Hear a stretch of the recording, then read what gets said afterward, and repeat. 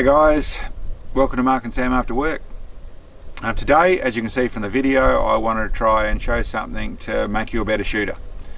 What it is, no revelation. It's what a lot of shooters have already learned with, and what a lot of precision shooters come back to, and what a lot of people enjoy in competition and plinking and all the rest of it, is the 22 long rifle, the 22 rimfire, and the benefits of having one of them and using one of them and using it a lot.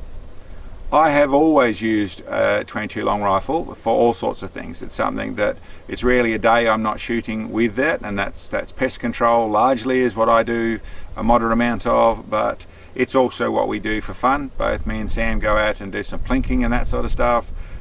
We do, like I said, I do a lot of shooting with it, do a lot of offhand shooting with it as well, like I said, with a lot of pest control and that sort of stuff. And it's easy to look at, for someone like me, I'm out with long range rifles and shooting very, very regularly, so habits and things like that, trigger control, that sort of stuff is something that becomes second nature.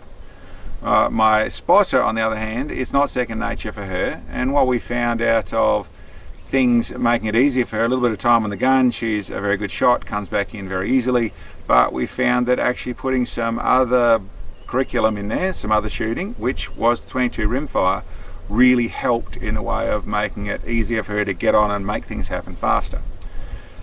With that in mind, I had, like I said, I shoot all the time, but I wanted to make up something that was fun for us to both to shoot, and a good challenge. And in looking around on the internet, actually there's this sort of target you're looking at here.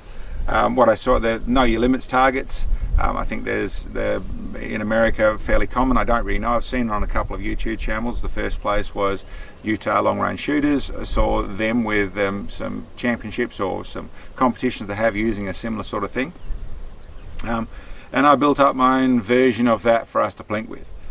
I started with the same thing as most of the ones I see, a 2-inch down to a 1/8 of an inch, sorry, down to a 1/4 inch, down by 1/4 inch steps. As the first one. And listen, the various ranges of using it, know your limits. There's obviously different ways to that competition, and you can use the target in all sorts of different fashions. I looked at that was fun. I decided that I'd build my own and make my own one, which was this one here, which has got 10 targets on it, 2.5 inch down to 1/4 inch. Because we get 10 round magazines, which we've got a few of with this little CZ.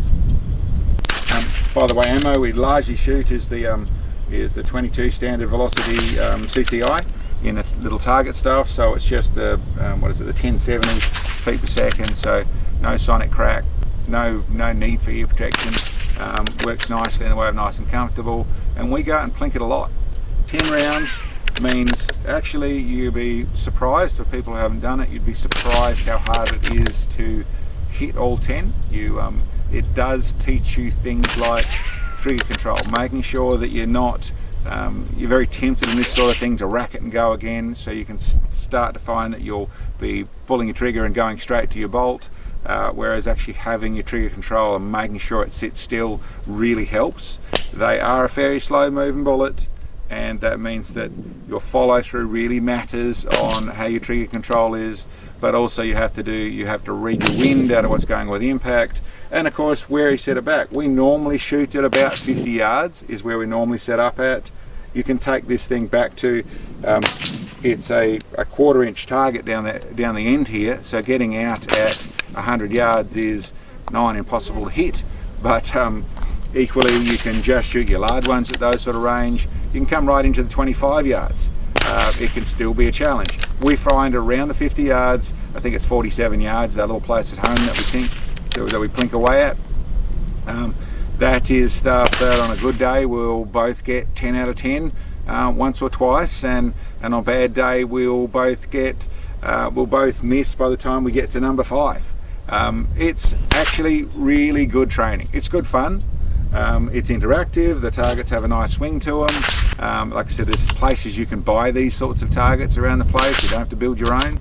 I made up my own. I made it up with bits and pieces so that I could actually reproduce them for locals, that side of things.